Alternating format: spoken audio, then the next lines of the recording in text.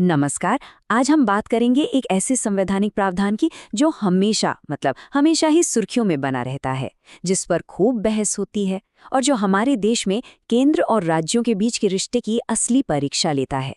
जी हाँ, हम बात कर रहे हैं राष्ट्रपति शासन की। और सीधा सवाल यही है, क्या ये सच में एक सेफ्टी वॉल्व है संविधान को बचाने के लिए, या फिर एक पॉलिटिकल वेपन, एक राजनीतिक हथियार? तो चलिए शुरुआत करते हैं एकदम ताज़ा खबर के साथ। आज की सबसे बड़ी खबर आ रही है मणिपुर से। वहां पर प्रेसिडेंट्स रूल यानी राष्ट्रपति शासन तत्काल प्रभाव से हटा दिया गया है। केंद्रीय गृह मंत्रालय ने इसका नोटिफिकेशन भी जारी कर दिया है। और इसके साथ ही राज्य में एक लोकतांत्रिक सरकार की वापसी का रास्ता अब बिल्कुल साफ हो गया है। अब इस खबर का मतलब क्या है? इसका मतलब ये है कि लगभग 1 साल से जो सेंट्रल रूल चल रहा था वो अब खत्म हो गया है। युमनाम खेमचंद सिंह अब राज्य के नए मुख्यमंत्री के तौर पर कमान संभालने वाले हैं। और जानते हैं, ये जो घटना हुई है ये हमें एक बहुत अच्छा मौका देती है कि हम राष्ट्रपति शासन की पूरी प्रक्रिया, इसके पीछे का इतिहास और इसके असर को जरा गहराई से समझें। तो आज के इस पूरे विश्लेषण का रोड मैप क्या रहेगा? देखिए, सबसे पहले तो मणिपुर वाली खबर पर ही बात करेंगे। फिर हम समझेंगे कि ये राष्ट्रपति शासन होता क्या है आखिर, इसकी पूरी कॉन्स्टिट्यूशनल प्रोसेस क्या है, इसका इतिहास इतना विवादास्पद क्यों रहा है, और फिर देखेंगे कि हमारी जुडिशरी ने इसे रोकने के लिए क्या-क्या सेफगार्ड्स दिए हैं।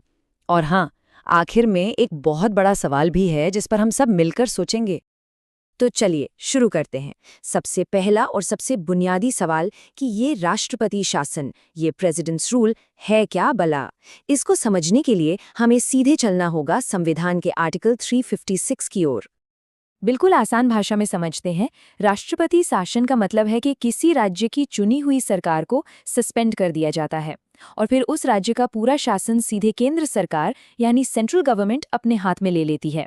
अच्छा, पर ऐसा होता कब है? ये तब होता है जब प्रेसिडेंट को ऐसा लगे, उन्हें ये यकीन हो जाए कि उस राज्य की सरकार अब संविधान के हिसाब से नहीं चल पा रही है। और इसी सिचुएशन को टेक्निकली कहते हैं संवैधानिक तंत्र की विफलता या फेलियर ऑफ कॉन्स्टिट्यूशनल मशीनरी।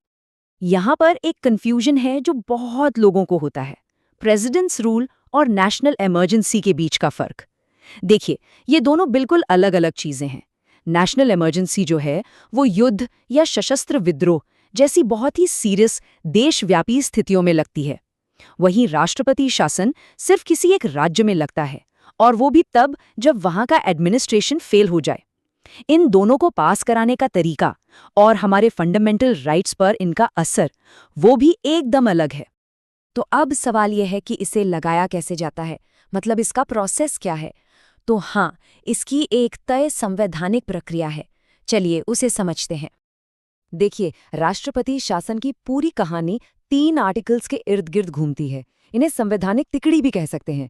पहला है आर्टिकल 355। ये कहता है कि केंद्र की ड्यूटी है कि वो हर राज्य को बाहरी हमले और अंदरूनी गड़बड़ी से बचाए। फिर आता है मेन आर्टिकल, आर्टिकल 356, जो प्रेसिडेंट को ये पावर देता है। और तीसरा है आर्टिकल 365। ये एक तरह की वार्निंग है। ये कहता है कि अगर कोई राज्य केंद्र के दिए गए संवैधानिक निर्देशों को मानने से इनकार कर दे तो उसे भी संवैधानिक विफलता माना जा सकता है। तो पूरा प्रोसेस इन 4 स्टेप्स में होता है। स्टेप 1, सब कुछ शुरू होता है प्रेसिडेंट की संतुष्टि से, जब उन्हें ये लग जाए कि सरकार नहीं चल सकती। और ये संतुष्टि ज्यादातर उस राज्य के गवर्नर की रिपोर्ट पर बेस्ड होती है। स्टेप 2, प्रेसिडेंट एक घोषणा, एक प्रोक्लेमेशन जारी करते हैं। स्टेप 3, उस प्रोक्लेमेशन को 2 महीने के अंदर पार्लियामेंट के दोनों सदनों से, लोकसभा और राज्यसभा से अप्रूव कराना पड़ता है। और स्टेप 4, एक बार में ये 6 महीने के लिए लगता है, और इसे हर 6 महीने में संसद से मंजूरी लेकर ज्यादा से ज्यादा 3 साल तक बढ़ाया जा सकता है, उससे ज्यादा नहीं। चलिए अब आते हैं इस टॉपिक के सबसे कंट्रोवर्शियल, सबसे विवादित पहलू पर। जानते हैं, जब संविधान बन रहा था तो इसे एक सेफ्टी वाल्व, एक डेड लेटर की तरह देखा गया था। मतलब एक ऐसा प्रावधान जिसका इस्तेमाल शायद ही कभी हो। लेकिन इसका इतिहास तो इसके राजनीतिक दुरुपयोग की कहानियों से भरा पड़ा है।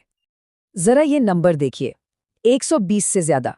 जी हाँ, 120 से भी ज्यादा बार आजादी के बाद से हमारे देश में आर्टिकल 356 का इस्तेमाल हो चुका है।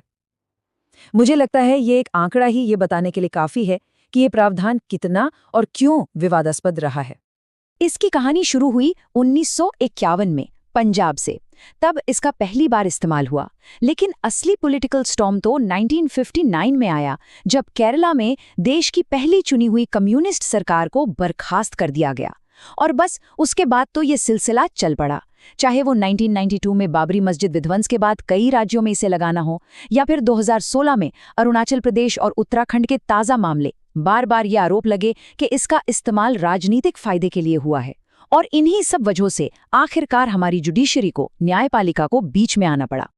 तो जब इसका इतना ज़्यादा मिसयूज होने लगा तो हमारी जुडिशरी और कई कमीशंस ने इस पर लगाम कसने के लिए कुछ बहुत ज़रूरी कदम उठाए। तो चलिए देखते हैं कि वो सेफगार्ड्स हैं क्या। अगर आर्टिकल 356 के बारे में बात करते हुए सिर्फ एक चीज़ याद रखनी हो तो वो है ये केस 1994 का SR Bombay versus union of India. ये कोई आम केस नहीं था, ये एक लैंडमार्क जजमेंट था जिसने आर्टिकल 356 के इस्तेमाल के सारे नियम ही बदल कर रख दिए। और इस फैसले की सबसे जरूरी बात यही थी, सुप्रीम कोर्ट ने 2-2 कह दिया कि किसी सरकार के पास मेजॉरिटी है या नहीं, इसका टेस्ट राजभवन के बंद कमरों में नहीं होगा। इसका फैसला विधानसभा के फ्लोर पर होगा, फ्लोर टेस्ट से। सोचिए ये कितना बड़ा कदम था। इसने गवर्नर की मनमानी शक्तियों पर एक तरह से ब्रेक लगा दिया। तो इसी मिसयूज को रोकने के लिए बॉम्बे जजमेंट ने 3 बड़े नियम बनाए। पहला, प्रेसिडेंट्स रूल लगाने का फैसला जुडिशियल रिव्यू के दायरे में आएगा, मतलब अदालतें इसकी जांच कर सकती हैं। दूसरा, इसे लगाने को सही साबित करने का जिम्मा, जो बर्डन ऑफ प्रूफ है, वो केंद्र सरकार का होगा। और तीसरा, जो बहुत जरूरी है, जब तक पार्लियामेंट इसे अप्रूव न कर दे तब तक आप राज्य की विधानसभा को सिर्फ सस्पेंड कर सकते हैं, उसे डिसॉल्व नहीं यानी भंग नहीं कर सकते। इन 3 नियमों ने राज्यों की सरकारों को एक बहुत बड़ा सुरक्षा कवच दे दिया। सिर्फ जुडिशरी ही नहीं, बल्कि सरकारिया कमीशन और पूंजी कमीशन जैसे बड़े आयोगों ने भी इसके मिसयूज को रोकने के लिए अपनी रिकमेंडेशंस दी। जैसे सरकारिया कमीशन ने साफ साफ कहा कि आर्टिकल 356 का इस्तेमाल लास्ट रिजॉर्ट यानी अंतिम हथियार के तौर पर ही होना चाहिए। और पूंजी कमीशन ने तो एक और भी इंटरेस्टिंग सुझाव दिया कि पूरे राज्य में प्रेसिडेंट्स रूल लगाने की जगह सिर्फ उस हिस्से में, उस जिले में लोकलाइज्ड इमरजेंसी क्यों ना लगाई जाए जहां असल में प्रॉब्लम है। तो इन सारी बातों का निचोड़ क्या है? देखिए, ये पूरा का पूरा मामला हमारे देश के फेडरल स्ट्रक्चर, हमारे संघीय ढांचे के सबसे बड़े सवाल से जुड़ा है। और वो सवाल है केंद्र और राज्यों के बीच पावर का बैलेंस। और ये इतना इम्पोर्टेंट क्यों है? क्योंकि यहाँ एक बहुत बड़ा टेंशन है। एक तरफ तो ये देश की एकता और अखंडता को बचाने के लिए एक जरूरी टूल है। सोचिए, अगर कोई राज्य सच में संवैधानिक संकट में है तो क्या होगा? लेकिन सिक्के का दूसरा पहलू भी है।